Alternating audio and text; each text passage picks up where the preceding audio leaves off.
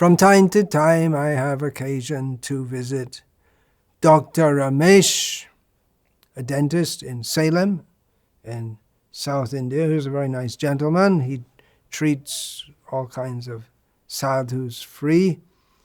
And like many Hindus, educated Hindus especially, he keeps in his house, or well, actually I've not been in his house, in his chamber, dentist's clinic, a statue of Buddhadev, and he's fond of saying that everything is energy, which is a common perspective of people who read a certain genre of popular science books, of which I guess the first was The Tao of Physics by Fritjof Capra, which was, maybe that went back to the 1970s. Still, the idea is there. Well, it comes from this idea that, well, ultimately, what are we talking about? Atoms. There aren't really atoms. There aren't really even electrons. It's all waves. Everything is energy, which from a material perspective, from the current perspective of science, physics, can be said to be correct, I suppose. What do I know about all these things? I did read The Tao of Physics a long time ago. But it does beg the question, if everything is energy, what is the source of that energy? When we see energy, or when we perceive energy, there's always a source. And when we say energy, well, the energies interact. And what causes that? What's going on behind it all? This is a question which brings in the spiritual perspective. We find in Bhagavad Gita that there is energy, certainly, and Krishna is behind all energies. Bhumirapo nalo vayo kang mano buddhiri vacha ahankara iti yang me bhina prakriti ashtadha. There are 8 basic kinds of energy, Krishna says. They're all Krishna's energies. Or the word used here is prakriti, nature, which can also be understood as energy, shakti. Oh yeah, so the 8 aspects are earth, water, fire, air, ether, mind, intelligence, and false ego. Then Krishna goes on to say in the next verse, aparayam itastranyang prakriting vidhi me param jiva bhutang mahabaho yayedam dharyate jagat. But there is another kind of energy, Krishna says. Again, energy is Krishna's energy, he claims. Krishna, the Supreme Personality of Godhead. There's another energy which causes all these material elements to interact with each other. When we say material elements, we're not particularly thinking about the periodic table. It's a different way of looking at matter altogether. There's another energy, a superior energy, which is the spiritual nature of all the living beings, which make the jagat, gachatiti jagat, that which moves. What makes it move? What makes everything move is the spiritual energy of the living beings, and ultimately behind them, Shakti, Shaktimata, Abheda. The possessor of the energy and the energy are in one sense non-different, just like we cannot conceive of the sun without the sunlight, or the sunlight without the sun. They're absolutely and intrinsically interlinked, but still the sun is the source of the sunlight.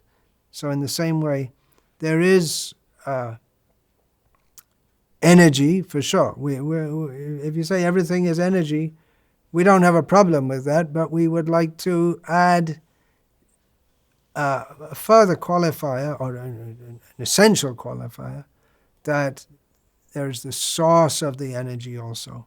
And ultimately the source of the energy, although the energy and the energetic are intrinsically and inextricably related, still the sun as the source of the sun rays is more important. The sun rays depend upon the sun, not that the sun depends upon the sun rays. From a spiritual perspective, we have Sarvam Kalvidang Brahma, Chandogya Upanishad, I believe that is. Everything that we see here is Brahma. So the not the Tao perspective, but the Vedanta perspective is that everything here is Brahma, which is generally conceived of by the followers of the impersonal Vedanta, Advaita Vedanta. Yeah, it is conceived of as being a oneness. And it's not even really energy.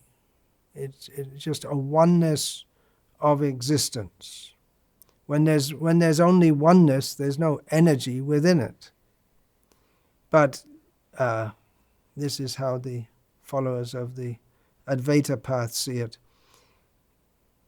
From the Vaishnava perspective, and these are all different perspectives, and it's not wrong to say that everything is energy.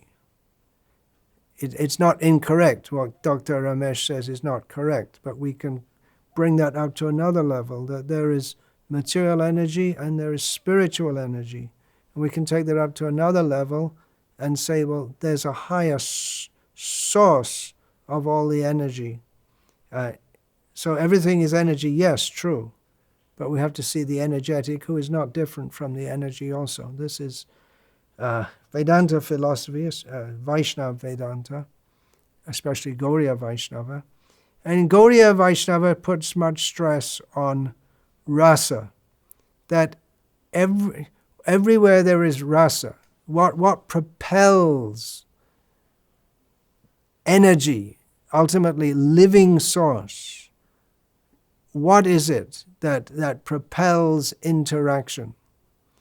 That is discussed in the preface to the Nectar of Devotion by His Divine Grace Srila Prabhupada, that it's love that motivates us. So rasa means an exchange between discrete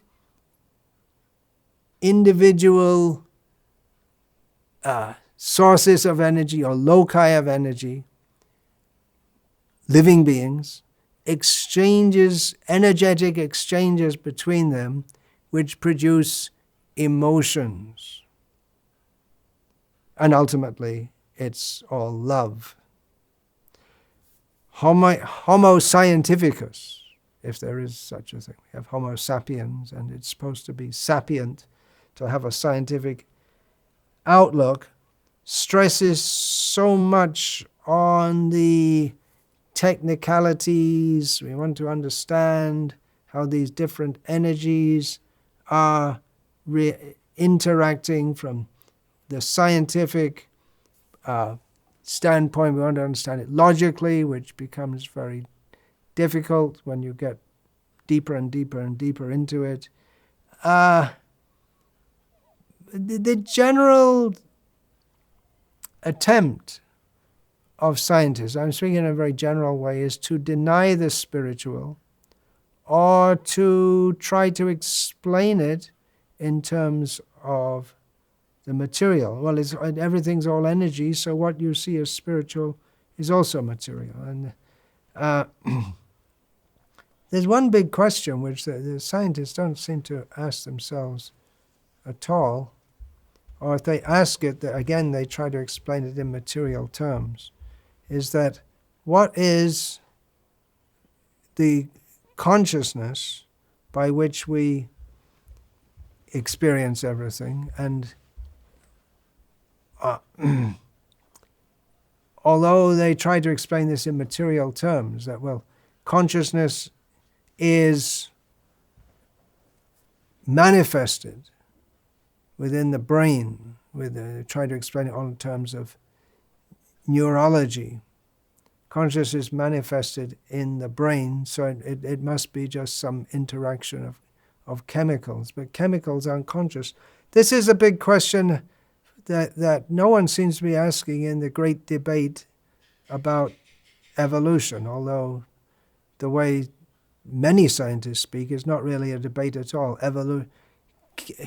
Evolution of life from chemicals is just a fact as far as they're concerned. But my question is, well, what is it that impels chemicals to want to survive? If we say the human body or the mosquito body or the plant body is alive, what is it that we say the struggle for the survival of the fittest? Well, why should chemicals want to survive?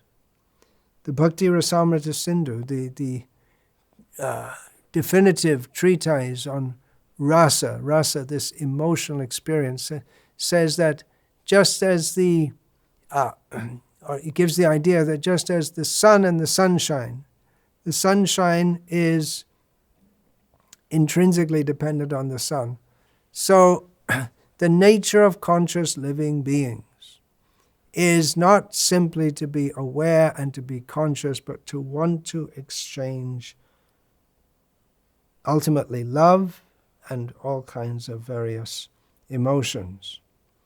And actually, although we try to be very scientific and treat everything in a very detached way, but we are also emotional beings. Not also, we're more emotional beings than technical. Scientists are, although they swear by the empiric method or the detached method, they're also biased. Thomas Kuhn notably pointed that out. Importantly pointed it out, but they don't seem to believe that.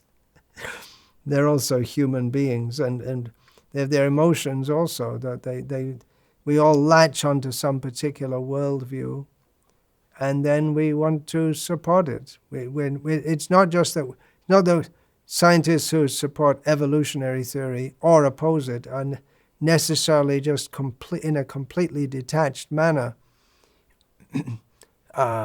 examining the facts and drawing conclusions, but they're emotionally attached to upholding the validity as they see it of evolutionary theory or debunking it. Now, if you say that everything is just, we used to say that everything is just chemicals. Now everything is energy. So the consciousness, it's energy that the different neurons fire within the brain, and then the electrical exchange in certain neurons, which themselves, if you break them down, go deeper and deeper into their structure, there is no real structure per se. It's all just waves, not particles. But we don't live like that, and we can't live like that.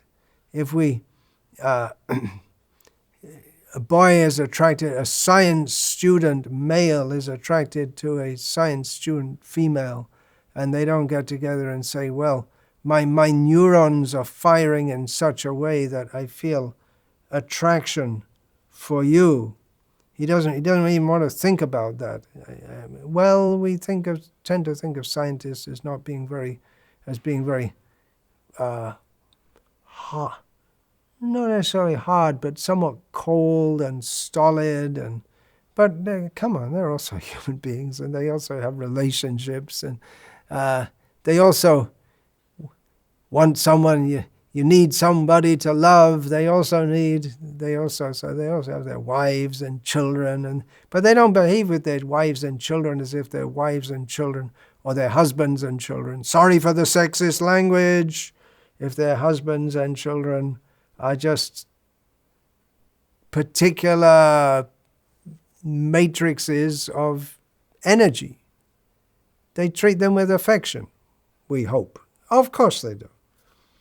And they don't want to think, well, these children are just some blobs of energy which I, another blob of energy, observe through my eyes, and due to some kind of energies I feel something called affection and love for my children, which isn't really real. They don't think like that. They don't want to think. They don't even want to think like that. What is that affection? That is rasa. So our proposition, everything is energy, okay, all right, accepted at some level. But if we come higher, everything is rasa. Everything we experience, all our experiences, everything we do gives rise to rasa. Everyone we interact with, there's an emotional content. Look, I'm going like this, as if it's in my brain. It's not just in the brain. There's an emotional content. The Gauriya Vaishnavas want to tell us that this rasa, this is the ultimate reality that we should be seeking. And everyone is, even if they talk in terms of cold, hard science. Everyone seeks rasa, especially in the human form of life. That exchange, where in Krishna consciousness, Gauriya Vaishnavism, we don't want to just reduce everything to energy. Philosophically, yes, not forgetting and especially stressing the source of all energy, but we don't want to reduce everything simply to energy and leave it at that. We want to stress that our real selves are driven by the energy of love. Don't reject it because you can't define it scientifically, or you think you can define it in terms of neurological functions. Love is real. We're not just chemicals or conglomerations of particles. We're living, loving beings. Whether you take it from the approach that, well, everything is all energy, waves, various waves which make up the universe, or you take the approach everything is rasa. The source, there's a source for everything. That is Krishna. Krishna is interested in energy. He speaks about his energies. I quoted that from Bhagavad Gita. Parasya shakti vividhaiva shruyate swabhavaki jnana bala kriyacha. The Upanishads describe that he is the independent, self-sufficient source of all energies. The energies work as if independent of him. In other words, the energies are set up so nicely, he doesn't have to personally supervise them all the time. So he is the source of all energies, no doubt. But at the same time, the thing which he personally is most interested in is rasa. Personally, yes, he's a person. The source of everything is a person, the supreme person, Krishna. We're talking about love. Love is maybe a concept, but it is shared between living beings.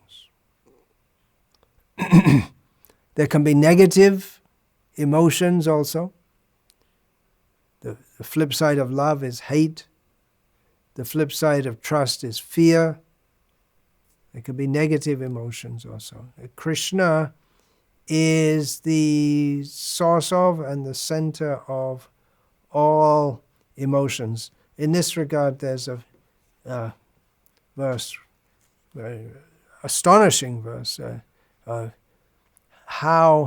a charming verse, fascinating, that's the word, fascinating verse in Srimad Bhagavatam, which describes that when Krishna entered the wrestling arena in Mathura for the wrestling match organized by Kamsa, different people saw him in different ways. He was the same Krishna, but different people according to their own mentalities in relation with Krishna. Or maybe they didn't want to have a relation with Krishna, but there was Krishna. And different people saw him in different ways. And that's described by Vyasadeva in Srimad Bhagavatam as follows. I'll read the Sanskrit. Malanam ashanenrinam naravara strinam smaro murtiman gopanam svajano satang shiti bhujang shasta svapitro shishu mrityur bhojapate virada vidusham tatvang param yoginam Vishinam paradevate ti vidito rangam gata sagrajaha. Translation: the various groups of people in the arena regarded Krishna in different ways when he entered it with his elder brother. The wrestlers saw Krishna as a lightning bolt, figuratively. The men of Mathura as the best of males, the women as Cupid in person, the cowherd men as their relative, the impious rulers as a chastiser, his parents as their child, the king of the Bhojas as death, the unintelligent as the Supreme Lord's universal form, the yogis as the absolute truth. They didn't really want to have Krishna, personal relationship with him, but just, okay, he's the absolute truth. And the Vrishnis as their supreme worshipable deity. Of course, one has to go through a lot of preliminary study and training in the teachings of the Srimad Bhagavatam to come to the point of being able to understand what's going on here, the description of. Superficially, the story is not difficult to understand. Krishna is a young boy who's entered a wrestling arena. But to understand the underlying psychology expressed in terms of rasa, emotive experiences, which mostly give pleasure, some don't give pleasure, just the opposite. To understand all this, it requires quite a lot of study. The commentator Srila Vishwanath Chakravarti points out that people like the wrestlers and like Kamsa and the supporters of Kamsa, the impious kings, they saw Krishna as being dangerous, angry, or threatening because they failed to understand the actual position of Krishna as the Supreme Personality of Godhead. That's why to understand Krishna as the Supreme Personality of Godhead really comes first, before to understand that he's the source of all energies, the overseer of all energies, the supreme controller, God, in one short and often misused and misunderstood English word. That is required first of all, and then gradually we can come to the level of understanding and entering into the emotive experiences directly in relation with him. Though if we don't understand who he is, we'll find him to be threatening, angry, dangerous, and Many people deny the existence of God at all. It's dangerous to them, or revolting. They find it revolting, or they dismiss it as foolish, which is not very... If we take it objectively, it's not a very intelligent response, although those who pride themselves on being realists, they think themselves most intelligent. In this regard of this verse which I just read, Srila Bhakti Saraswati Thakur quotes from the Vedas, Taittiriya Upanishad, Rasa Saha. Rasanghi evayang ladvanandi bhavati. He, Krishna himself, is rasa, because the energy and the source of energy, they're ultimately non-different. So that experience we have in relationship with Krishna, or with others also, which is called rasa. Krishna is the fountainhead of all rasas, and he's non-different from that. One who achieves this rasa, or who enters into the realm of the arena, yes, the one who enters into the arena of transcendental, developed rasa based on, or derived from purity, based on pure love, they become anandi, labdvanandi bhavati. They become full of bliss. In this regard, Bhaktisiddhanta Saraswati Thakur quotes in his comment on this verse from Rupa Goswami the definition of rasa, attempting to define. It's very difficult to define, but this is a definition. Vyatitya bhavana varma yas chamatkara bharabhuhu hridi satvojvale bardhang svadate saraso mataha. That which is beyond imagination. So there you go. Immediately we're trying to define it, and immediately define it, well, can't really define it at all. It's beyond imagination. It's heavy with wonder. It invokes wonder within our hearts, and is relished in the heart, in a heart which itself is resplendent with goodness. That is called rasa. Well, it might have given us some kind of idea of how to begin to understand it. And some things you can try and analyze, just like what is the taste of honey? What is the taste? Of course, there are so many varieties of honey. What is the taste of any particular honey? You can analyze it.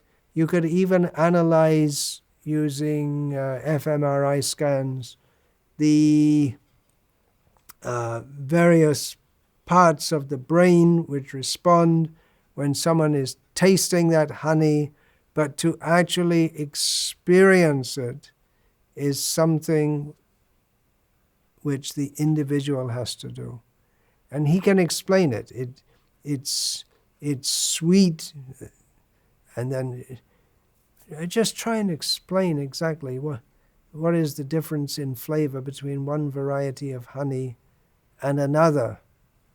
Clover honey and wild forest honey, and it's hard to say. Maybe if someone took some training in honey tasting, they could do. But otherwise, it's hard to explain exactly what is the difference. We can use words for flavor like sweet, sour, salty. Salty wouldn't apply to honey, and sour generally wouldn't either. So sweet, sour, salty, pungent, bitter, astringent. Okay, and then you have words like tangy. What is that experience? It has to be individually experienced to be understood. It's a very individual thing, which is central teaching of Krishna consciousness, that we're all individual living beings. If you say everything is all energy, then there's no specific difference between you and me. And then there's no possibility to taste rasa, or we just take rasa, the exchange of love, to be something. It's not really there. It's just an illusion. If we say everything is just energy, then all perceptions of individuality, all perceptions of everything is just an illusion, because who is perceiving? It's just energy imagining that it's experiencing some other energy. But we are individual living beings, and perceptions are real. If you don't believe it, next time you get a toothache, just think if it's. I'm not wishing toothache on anyone, but there are all kinds of aches and pains and nauseas and various physical difficulties that we all go through, and some of them are very intense. Toothache is very intense. Kidney stones, the pain is very intense. So we can say, you go to the doctor and say, kidneys. Well, let's get back to the dentist. As we're terrible pain in my tooth. Don't worry, it's all energy. So, well, do something about it. And take out the drill. Can you give me some anesthesia? Don't worry, it's just energy. It's all just energy. But we do individually experience pain. And it's little comfort to say, well, it's all just energy at that time. Each is an individual. We're all individual living beings. The attempt to merge everything together by some philosophical understanding, that is not at all appealing to the Vaishnavas, who want to bring out the loving exchange, who want to develop that loving exchange with Krishna. And then there are those who don't. We just heard from that Malanam Ashani verse. Malanam means the restless. They saw Krishna as a lightning bolt, whereas others saw him Smaro Murtiman, Cupid personified, the most lovable, the most lovable in a most intimate way, just seeing him as like Cupid. So all had some general impression of Krishna. Krishna, he made, when he entered the wrestling arena, everyone noticed him. Everyone noticed him. It's just Krishna's nature to attract everyone's attention. His very name means all attractive. And those who were inimical to him, repelled by him, they all understood that this boy's going to be tough. He's going to be tough. He looks like a little boy, but he's tough. Big, huge, nasty wrestlers. They're trained to fight and win. They can kill with their hands. They can kill others very easily. What do they do when they get a toothache? Little tooth. They have to go and see Dr. Ramesh, right? Krishna doesn't get toothache, so we invite Dr. Ramesh to come and visit our temple there in Salem and see Krishna. Pain. We can talk big philosophy, but pain is a fact. Unfortunately, the whole society, the materialistic society, not just now, since time immemorial, at the present time especially, we're cut off from, we're all individual living beings.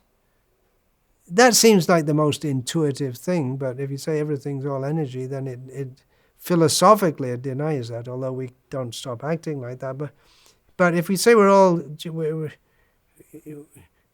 just energy, no, we are all living beings, and individual living beings make up society. But the whole society at the present time is cut off. We're all individually cut off from our real need.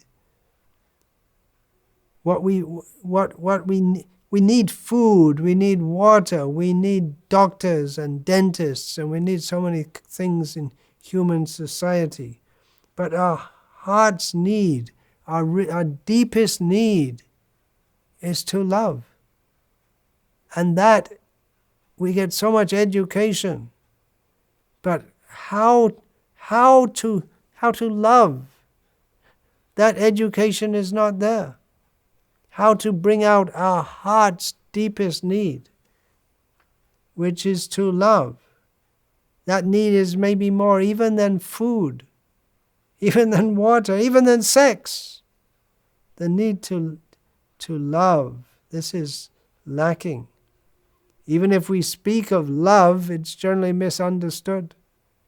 Love means ultimately to put Krishna, the source of all love, in the center. Then we can love all living beings.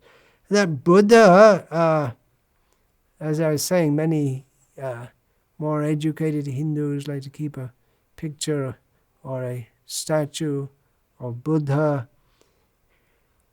But Buddhist philosophy from the outside, although they talk, especially the Mahayana Buddhists, Mahayana Buddhism was not what Buddha taught directly, but anyway, they stress a lot on karuna, compassion. And the bodhisattvas, the Buddha, even though he should have got snuffed out by nirvana, the Buddhas come again and again and again to save others. But at the core of their philosophy, at the core of Buddhism, is that there is no soul. They don't even say everything's all energy. They don't even say there is everything. They don't even say there is anything. But specific teaching of Lord Buddha's anatma. There is no atma. There is no living being. We're not living beings. And that denies at the very outset that there is any rasa, that there is any possibility of loving exchange. And then we wonder, what is this compassion? Who's being compassionate upon whom, if there are no living beings ultimately? Who said Lord Buddha taught about dukkha, pain, the whole idea of Buddhism, nirvana, to attain nirvana, to stop our existence, although we don't exist anyway. But who stops to exist, and who reincarnation, who suffers, who reincarnates. The Krishna consciousness movement teaches the process of understanding clearly who we are. It's meant for the sanitization of society. And that doesn't mean going around with antiseptic swabs. It means to make society sane, to understand the obvious fact that we are living beings. We are not the chemicals of which the bodies are made, and we're not simply some waves floating around in space. We are, by nature, living, loving beings. Everywhere is energy, everywhere is consciousness, which drives the energy. Everywhere there is desire. Desire makes the energies of living beings interact. Desire gives rise to emotion. Rasa is everywhere. Energy is everywhere. Rasa is everywhere. So this idea that everything is just energy, without further qualifying it and recognizing the source of that energy and how we need to channel that energy or ride the waves of that energy so that we, as individual living beings, can be fully satisfied. That is completely missing in the education system, in the culture all over the world, and therefore the whole world is becoming what is called nirvishesha shunyavadi. They don't recognize the immense importance of every living being. Eternally, we're all eternal living beings. Everything is vague, energy. I'm more than just some energy. I am a living being. This we need to teach. Our spiritual master, Srila Prabhupada, was so much opposed to this impersonalism, as he called it. It denies personality. He was so much against it. He spoke so strongly against it. Sometimes you feel you want to wince. He was so strongly against this because it's such a dangerous idea, denying personality. No, the nirvishesha means there's nothing specific.